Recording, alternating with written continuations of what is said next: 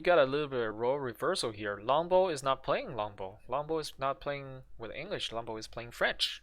Is playing English. This is gonna trip my mind during the casting. Alright.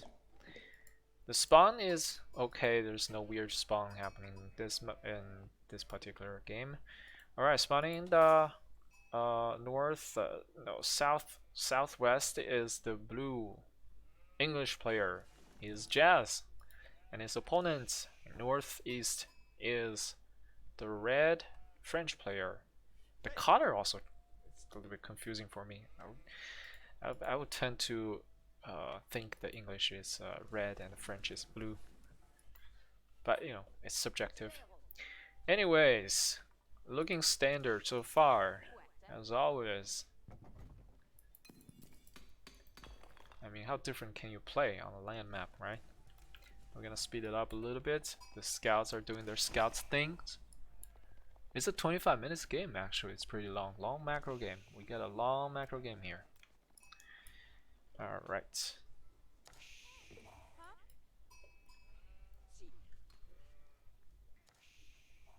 Where is Jad's scout? I can't see it on the map. Okay, Jazz is gonna go into the second age. It's one step earlier. The council hall there. Oh, is it earlier? I don't actually know. It's basically the same time. Both at the same time. Very, very clutch timing.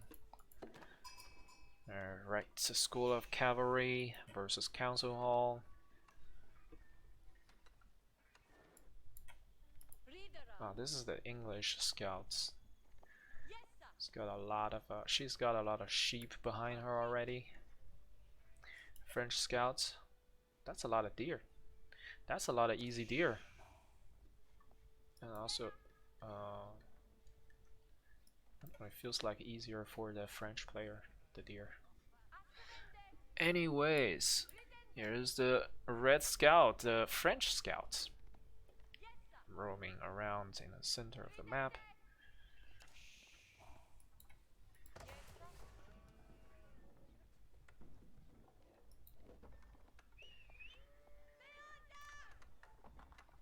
I'm gonna speed this part up a little bit. Go me! Yes, Longbow, you can do it. Okay, both are getting a little bit scout around their opponent's base. All right, first knight is out, and now is where the action begins. Knight is going straight across the map. And the English player is putting down a barracks in addition to the council hall, so he's gonna be able to produce spearmen to protect himself as well, because just by Longbowman is not gonna be able to defend knight harass. It's tricky to defend knight harass. Alright, see, so the knight decided to not go straight in. Yeah, indeed, there's nothing to go into. There's only a TC, so he's looking for a better angle to attack into. And here he found it. The gold is right in front of him. He's probably gonna get 1 or 2 workers. Is he gonna be able to get 2? No, he's gonna just run away. Very conservative. Doesn't want to risk too much. Playing very safe here. Archers chasing after him. So the knights are retaliating. Second knights are coming in. Got a little bit too close, had to go on a detour, and English player is walling off on the left side. Very smart. The wall is not complete just yet. The French still has an opportunity to sneak into the wood line. Spearman is out, driving away those knights, and he's housed. Jazz is housed at the moment. Is he building a house? He is not building a house. He doesn't have the. Okay, he's building 2. He's queuing up 2 houses at the same time. Knights are going away. The spearman production is pretty fast. A handful of spearmen mixed with the archers actually can do a lot of damage against knights, especially just 2. And the French, let's see what the French player is doing. He's going for his own archery range to counter the spearman, a typical response.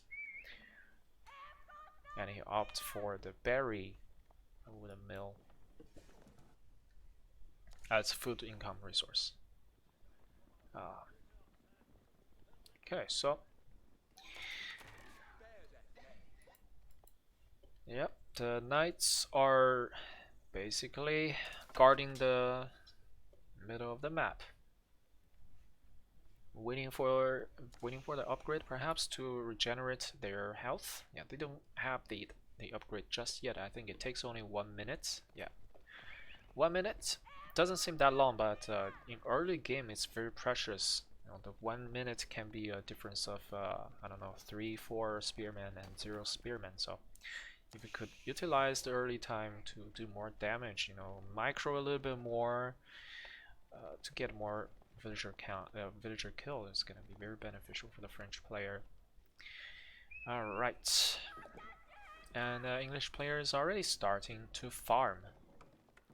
French indeed got around through the gap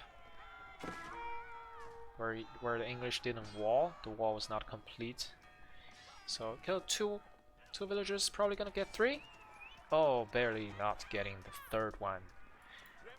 And his knights are on very low health. He has to pull back, run back into safety. Very successful raid overall, and force the English to finally patch up the wall.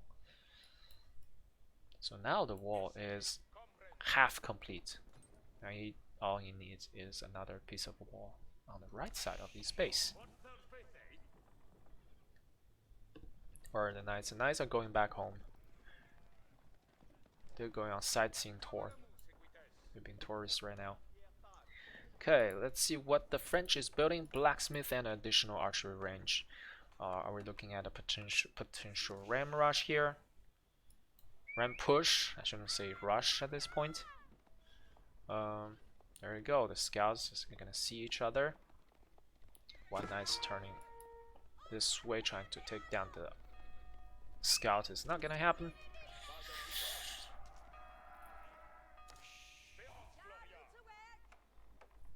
And once again, we don't see any. Wait.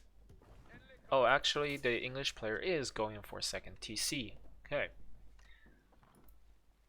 And a French player is staying on 1 TC, just keeping up the pressure, trying to apply as much pressure as possible, getting as many knights as possible, because knights is the ultimate unit. Basically, if you exclude cannon and whatnot. Okay, 2nd TC is up, so English is gonna have a nice worker and economy lead if he can manage to defend well. And we're gonna check the worker count very soon. Hopefully, I don't forget this time. The worker count is a good indicator of how well the players are macroing, if they're consistently building workers. And from this point on, the English should get himself into a good lead if he consistently build workers.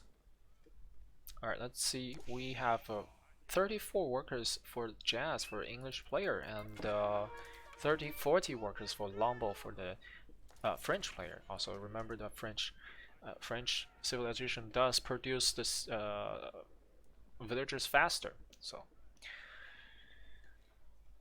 all right, let's see the total supply difference.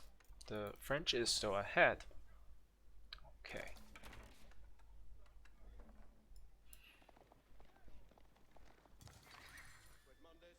French has amassed quite a lot of knights and a lot of archers, so probably is gonna go across the map and put down a ram. Does he know? Does Jazz know what's happening? Let's see. His vision now, he knows. He sees it with his scouts, very nice scouts. Is he gonna be able to defend this in time though? What is he building here? A market. He's probably gonna buy some resource. As we can see, he's got a lot of additional gold, but he's not spending gold. Actually, he's not spending gold anywhere because his unit production doesn't require any gold because he's building primarily just archers and the spearmen. He's not building men at arm. Men at arm in this situation could be very helpful because they could do really well against the archer fire, and they also tank the shots from the knights. Why not? Pretty good. All right, pulling the villagers away into safety. Very good reaction. But still lost a few workers. Spearmen coming in, trying to poke the knights.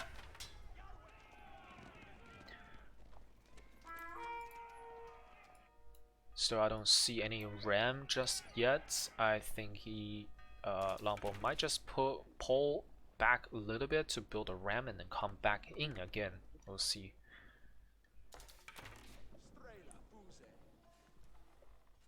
English has 2 barracks, so he's gonna have a very steady unit production. It's gonna be a lot of spearmen, but remember that your opponent has a lot of longbowmen, so you do have to be careful with the spearmen. Alright, so with the pressure on, so that's the benefit of doing the pressure yourself, being the aggressor, is that you don't have to worry that much about your own base.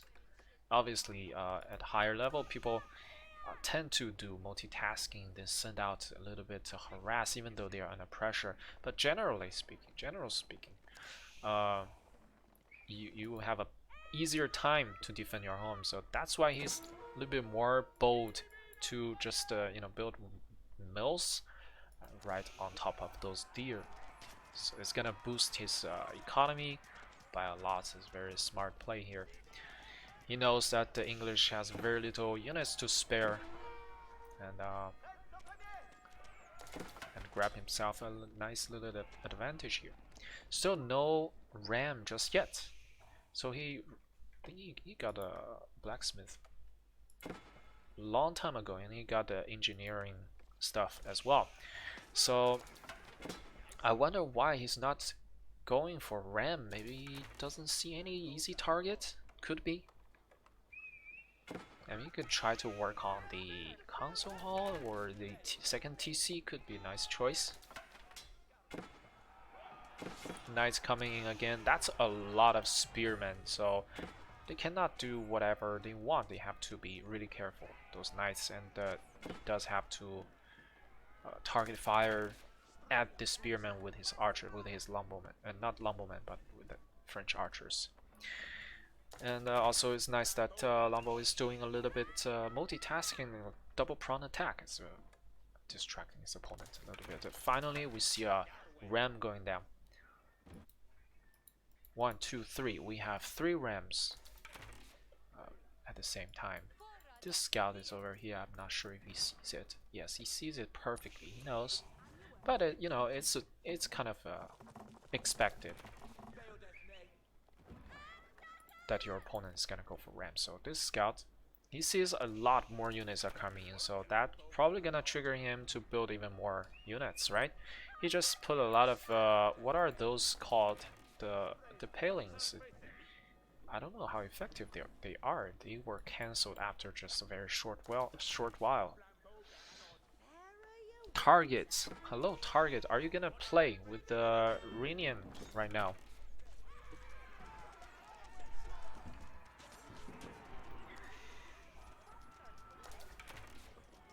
Okay, so the English player actually tried to sandwich the French aggressors. Very interesting choice, actually. They do have a superior amount of units, and the spearmen drove the knights away. And longbowmen, if they can target down the archers, they can win this little skirmish. Yeah, target down the archers and send your spearmen back to kill the knights. Yes, they deflected the attack very nicely. Good job by Jazz here. But on the other side, remember that the French doesn't have only one side. It's got double prone attack, so this is also a sizable army here with quite a lot of archers and knights. Even 3 rams are gonna do a lot of damage. He can take down that TC if he wants. I guess he's gonna work on the barracks instead. On the left side, the French army has been eliminated. So all that is left is the French army on the right side, which is not much. Not much is left. All the knights are down, and only a handful of archers still hanging there, trying to snipe a few more villagers before they run away finally. And down go also the rams, because they have nothing to support them. And yeah, that was a successful defense. I would say very well done by the English player. Also, maybe it wasn't such a good choice to split your army very evenly left and right, because your opponent can just break them, kill them one by one.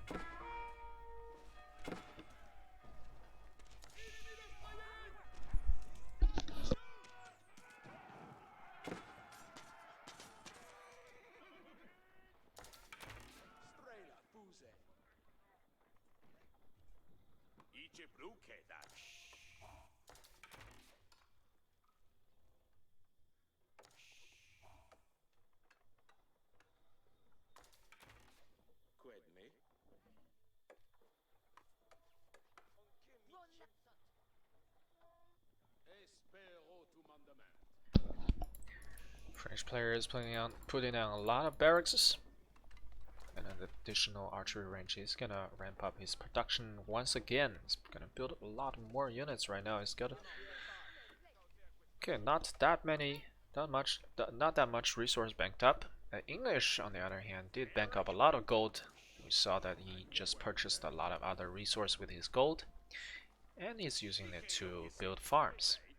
And also remember that he has two TCs, so let's check the worker count. Maybe he's pulling a lead in that department right now. So Jazz, the English player, has 62 workers, the one with 2 TC, and the French player has 68 workers, even more than the English player. So yeah, with a 1 TC, it's 1 TC, right?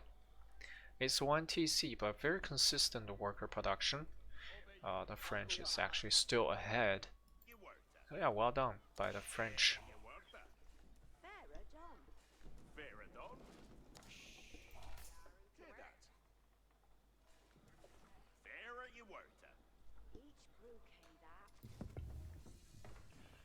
Who's aging up right now? Alright, both have been in feudal age the whole time. So all the interaction has delayed their tagging up quite a bit. I think it's English that is aging up. Where is it? Oh, look at this. It's a proxy tower trying to protect these gold mines. It's a big gold vein. It's very delicious. Alright.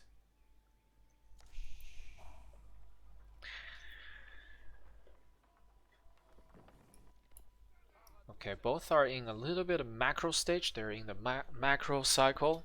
They're just sitting back, relaxing a little bit after all the skirmish happened before, trying to get more units and overpower their opponents. And the English player here is a little bit ambitious. We'll see if this plays out in his favor, because he's splitting his tension, spreading his units very thin there.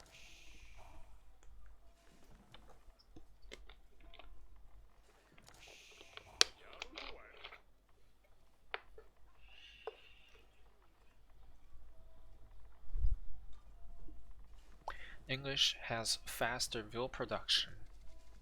English has faster veal production. I think the French has faster veal production. Yeah, French has like a 4 seconds advantage on the villager production, but the English does have double TCs.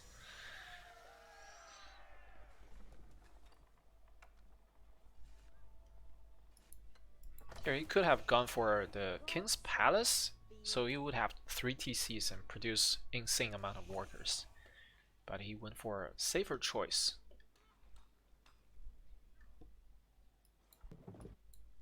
Oh, we saw a lot of production going down there. A lot of additional barracks. He's a barracksman. He's playing rather passively. We haven't seen the English player going across the map a single time. with his units. What's happening here? Oh, okay, some wolf. That is a lot of vills on the gold. A lot of farms. These farms are more expensive than English farms, but you know, you have to do it when you have to do it. When you run out of resource during the two skirmishes, not two, but many skirmishes, he's already consumed all the deers that was spawned here. That was a lot of deer, a lot of food.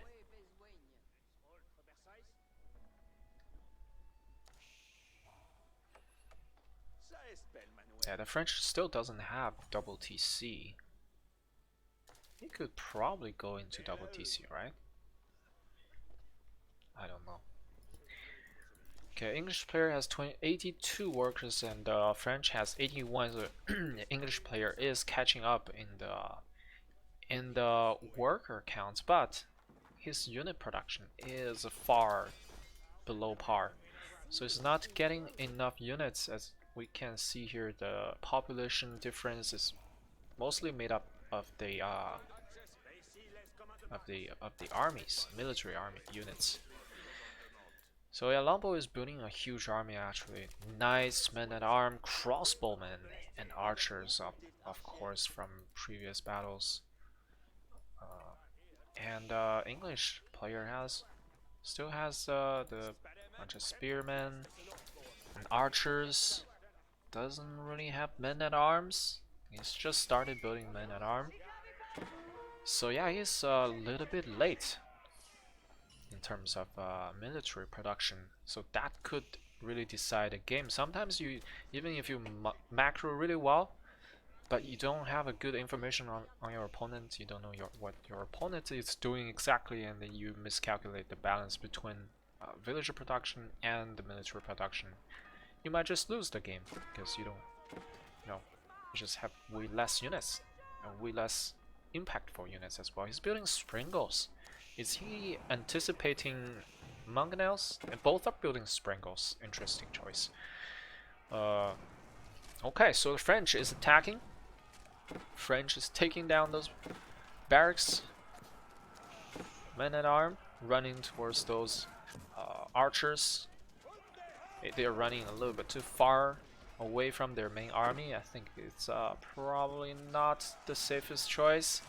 And now he's sending his archers to help, but he's distracted by himself and he's going back again. The archers are working on the house, which is very inefficient usage of the archers. They're not going to do that much damage, so he wasted all the men-at-arms for nothing. They didn't even take down that many longbowmen. So yeah, this skirmish started really good for the French, but it was a little bit spread too thin there. The combat didn't really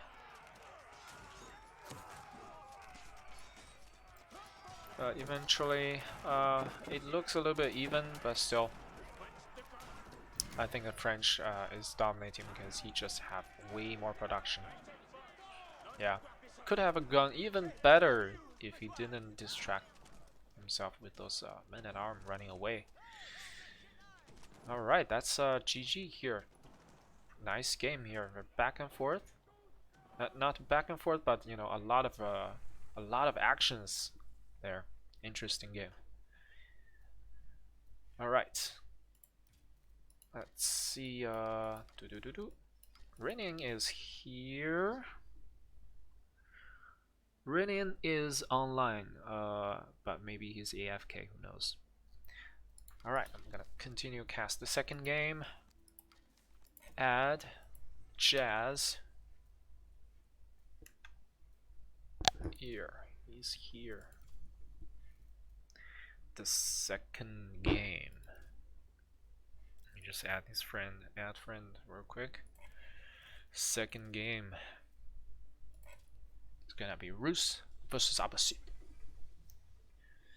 Or your Knights in his entire eco. Ah, I can imagine. Your Knights killing all the villagers. Of course.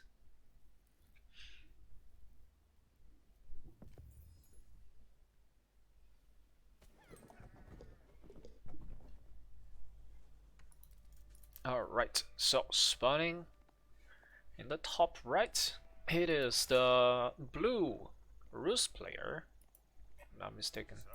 Yeah, it's the Rus player. He's queuing up all his important buildings. And in the bottom left, it is the red Abbasid player. Abbasid.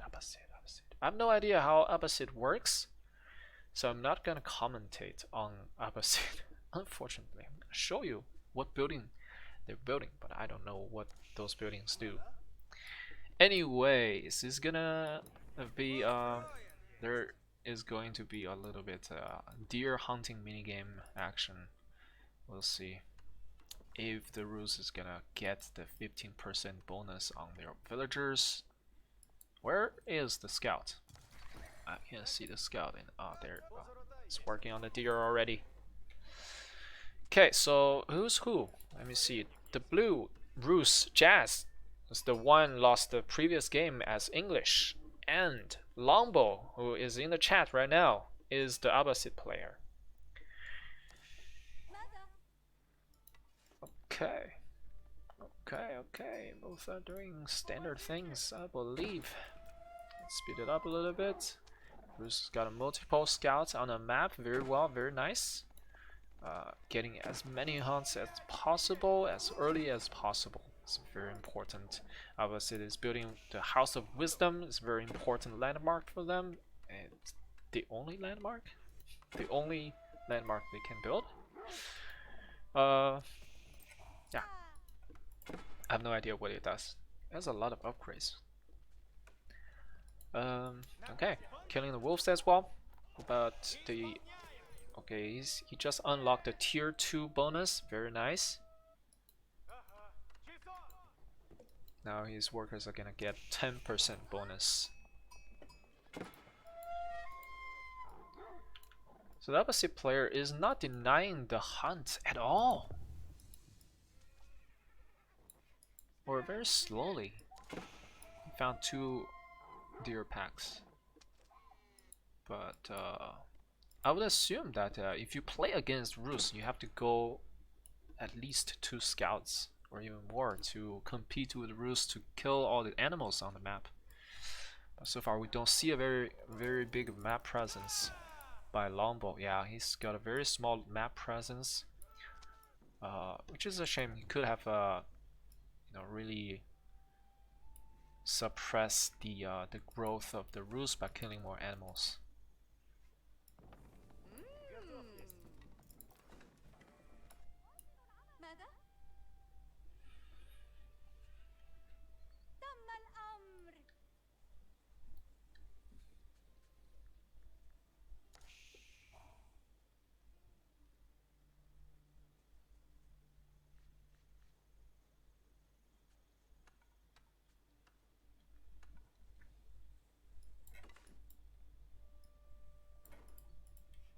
Abbasid is getting barracks. New age begins for the Rus. It's got a golden gate.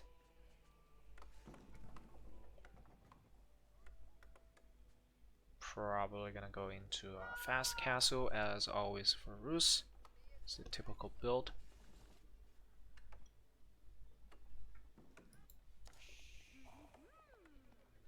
Some scouts. Is he trying to steal the sheep or deer from Abbasid? We'll see. I think he's got he's researching professional scout halfway done. So he cannot do that just yet. He's gonna get a good look around Abbasid's base. See where's the weak points. So he can send his horse archer later in mid game. First you have to study your opponents.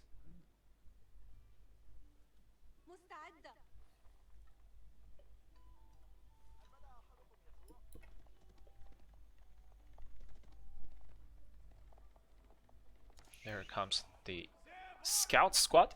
Harass. It's actually aiming at the mill. It's gonna distract the opposite player a little bit. Not gonna really do any real damage. Opposite's already got the spearman already. Spearman. They have a range upgrade, right? Increase the attack range of spearmen by 100%. How does that make any sense? That's melee units. How can they have longer range? Are they just equipped with the longer spears? They just give them longer spears. Okay. Now Rus player is stealing all the deer corpses from the opposite side.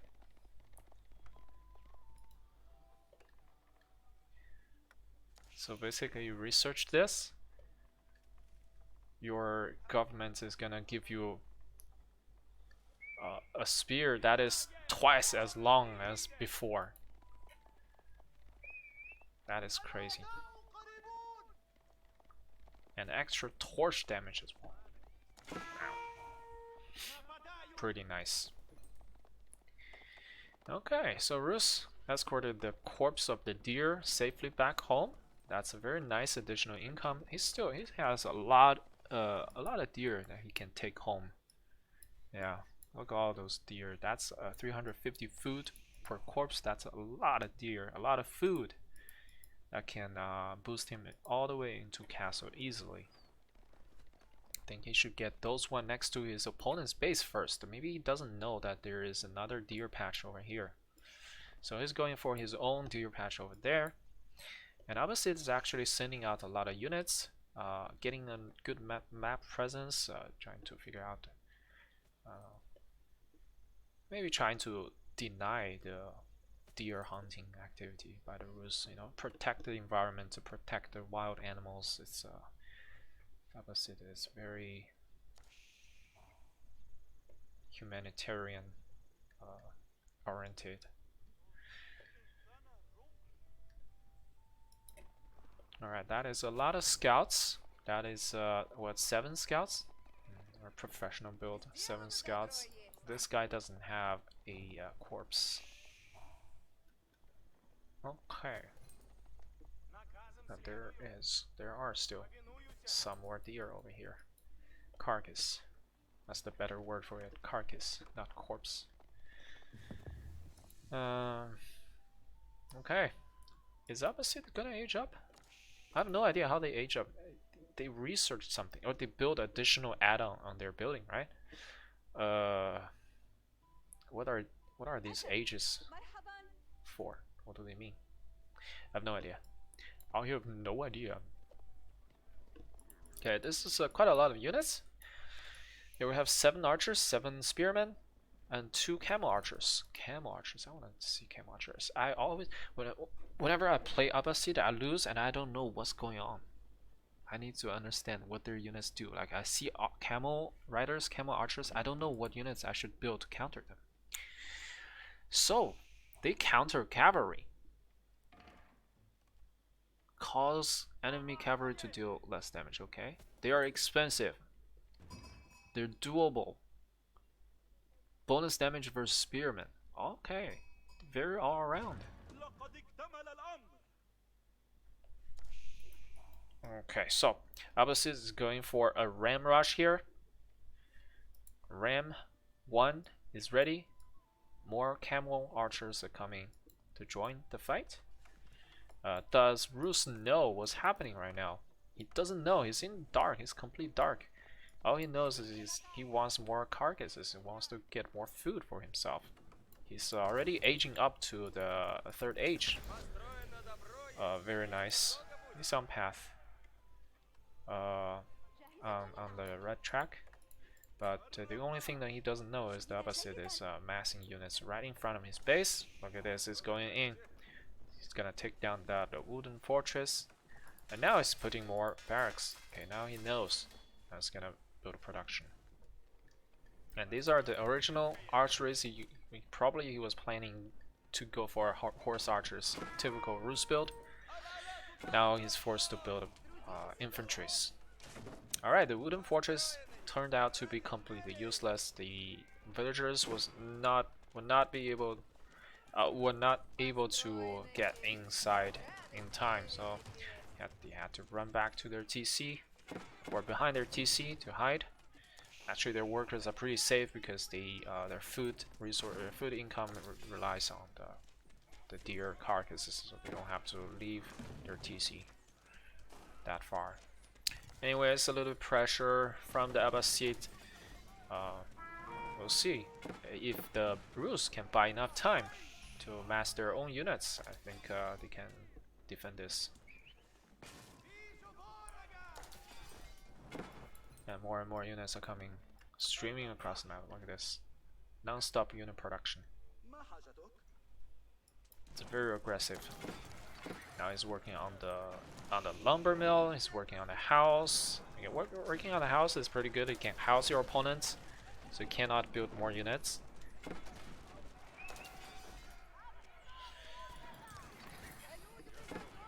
That's a lot of spearmen. Does he have the upgrade, the range upgrade? Where is it? Yes, he does have the range upgrade, so they have a double length spear. Super spear. Comes in the spearman. Villagers running away instead of garrison into the TC for some reason. There is nowhere to run to. The villagers got a little bit confused. And here comes the men-at-arms from the from Rus player. Rus is in H3. Don't forget they have men-at-arms. They have strong units. They have early knights as well. I don't know if he's building. No, he doesn't have stable. But yeah, men-at-arms gonna be very strong. They are good against spearmen. They are good against archers. So it's actually pretty chaotic. We don't know who's gonna win, but more and more men-at-arms are coming. I think this reinforcement is gonna be enough. Men-at-arms is significantly stronger than the other infantries from Abbasid, like a spearman. Like men-at-arms has 155 HP. Spearman has what, 70, 90? I don't even know. I can't even click on them. There, 90. Yeah, very flimsy. A few TC shots can just kill them. And yeah, that was defended. A little bit chaotic, but he defended that push. And right now, let's take a look at the villager count. Oh, just as I said that, the game finished. I guess it was rather all-in build. Okay. GG. Well played by the Rus. Well played. Alright, now let's go to the game 3, the deciding game. Do not look at the result, please. No spoilers. Do not look. Close your eyes. Okay, it's English versus English. Wait, you can pick the same civ again? If you lose, right? If you lose, you can pick the same civ. Anyway, it's gonna be English mirror. Your name is Longbow. How come you haven't played English for a month? You should not be called Longbow then. You should be called Shortbow. You're a Shortbow. Alright, spawning in the northeast is the English player. The red English player is Longbow or Shortbow. Spawning in the southwest is the blue jazz. Oh, look at that musical blue jazz. He is also English player. All right, we're gonna speed up the initial part of this game because we all know how it goes. Okay, let's see. It's a solid 15 minutes game, 16 minutes. So we're gonna see some interesting action, that's for sure. Both are getting the landmark approximately at the same time.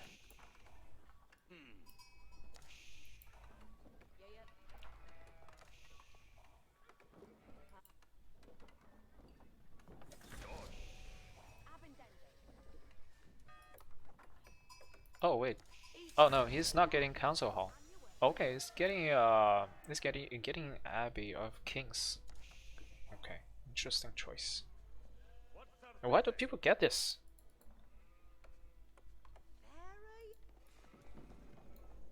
I've never seen anyone get this on ladder.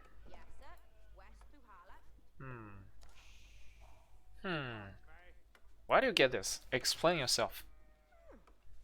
Explain yourself. Short bow. Explain yourself. Okay. So our red English is going into a double barracks. Okay, wow. And what? Double TC. That was so fast. Jazz is going once again going for a very macro oriented game, but this time even faster, even more macro than last time, than the first game. He's getting a second TC this early. Wow. How? He's so fast. Okay. So by the look of it, it seems like they're both playing a little bit conservatively, even though that Longbow has 2 barracks. He's gonna accumulate a bunch of men and arm and push a little bit later, I suppose. He's not gonna push with a 4, right? 4 can do a lot of damage, but English Longbowman is pretty good. English villagers can also shoot.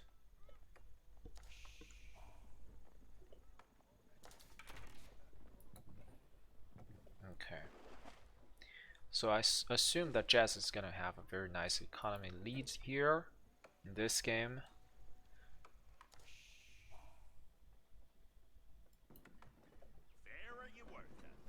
Let me see the worker count. 31 versus 29. Okay. We're starting to see a difference very slowly. Not a big difference just yet. But we are going to see a difference very soon, I think, if the game continues to play like this. Okay. More and more men at arm coming out. So yeah, Longbow is amassing quite a strong army here. He's planning to do something. Let's see, he's researching siege engineering. So yeah, indeed, we're gonna see a ram push over here. And here we can see the 2 TCs are really compact. They're right next to each other, and indeed, actually, all the buildings from the blue English side are very compact and right next to each other, you know. So it's gonna be a little bit difficult to push into. We'll see how it's gonna happen. There's a defensive outpost. I don't know. Oh, okay. So he saw that there's archers coming across the map. That's why he's building a outpost of it. You could just use your men at arm. But anyway, it worked out. It deflected the Longbowman easily. Longbowman can't really do much against the outpost.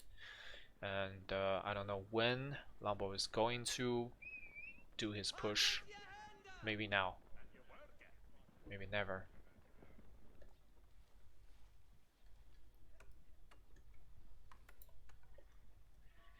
Okay. So yeah, obviously Blue Jazz has seen what the red Longbow is doing. He saw a lot of men at arms, so obviously this bunch of archers is not gonna be able to defend that. So he's gonna go for his own men at arm. Double barracks production is gonna come up very quickly. Almost 10 minutes into the game. Still a little bit not too much going on just yet. We have 43 workers from Jazz English Blue and 34 workers from Red English Longbow. So yeah, that's quite a big difference now. At 10 minutes mark, it's a big difference. All right, the men at arm from the Red Englishes are marching forward, going across the map. We're gonna see the battle that decide their fate.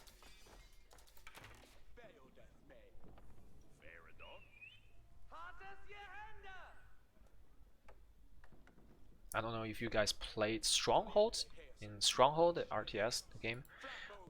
If the archers are not doing anything, they actually just lay down on the floor on the ground and just chill. I thought it was a very fun and very interesting mechanics animation. Just make the game more lively, more real life like.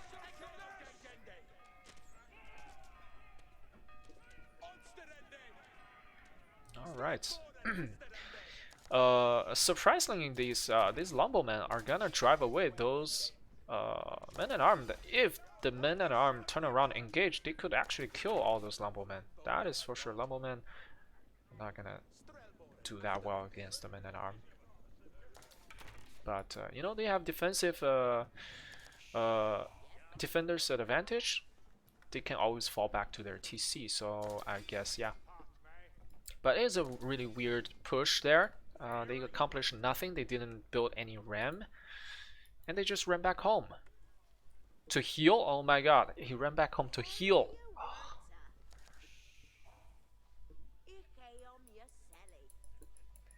This is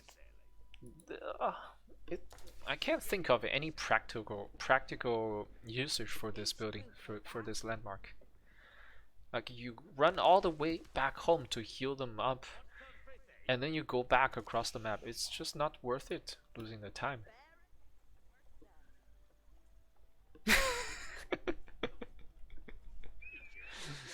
It's like a proxy shield battery, but you proxy in your own base.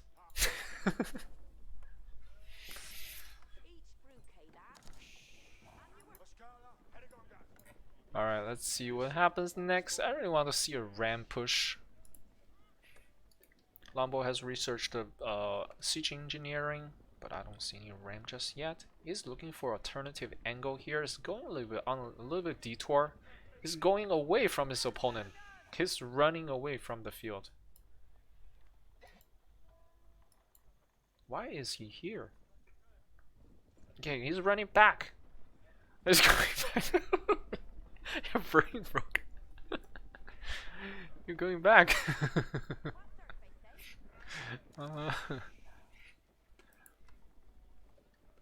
Okay. Are you chasing that scouts? That's what you're doing? Okay, the Jazz, as he always does, is building a wall. He wants to declare his territory. He wants to make sure nobody comes into his kingdom. He's got a lot of farms going. He's got a good economy, very solid economy. Nice double TC. Is building a forward this white tower again to defend his potential future gold income as well as food incomes. Very nice. Also stone income. So if this game drags into a late game, it's gonna be really nice for Jazz. But as we can see here, the red English is actually proxying his own white tower right in front of the TC of the blue English. That is interesting. I want to see how this pans out. But there is a blue English army in front, like in the path. So yeah, red English player canceled that plan. Oh, it didn't work out. They have too many units in front of the path. You cannot just build a landmark in front of the units. It's almost impossible there. Okay, so blue English aged up to age 3 first. He got his own white tower first to secure the resource. That's like a kind of his signature move. He played last game like that as well to secure a forward, not forward, but a far gold mine. And Longbow is not giving up. The red English is not giving up on his plan. He's sending 21 villagers across the map, trying to find an angle, trying to find a weak point of the blue English base, and continue to do this proxy landmark, the white tower. It's gonna be strong if he managed to get the landmark up, but it's gonna be difficult to get it. Oh my god, his units are not following the villagers.